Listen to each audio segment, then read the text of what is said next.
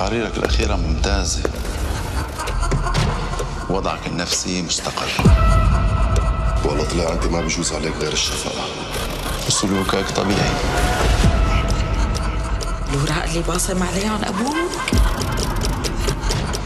بلون واشرب ميتهم. بس بدي أسألك سؤال، أنت حاسس حالك إنك جاهز؟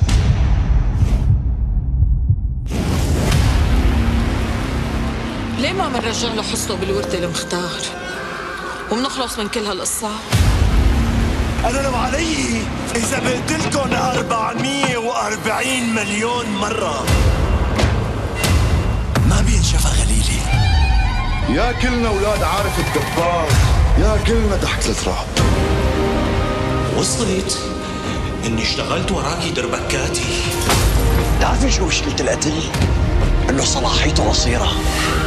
أنا نويت وقف شغل الليل. الشاهد الوحيد على قتل أمك. أي إذا بالأرض إذا بتفتشي وراه بيطلعوا هدول الثلاثة الوسخات ولاد بديعة. هدول اللي عم تشتغل فيهم أخواتك من لحمك ودمك، والدم ما بيجر إلا الدم.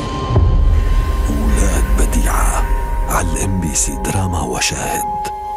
رمضان يجمعنا.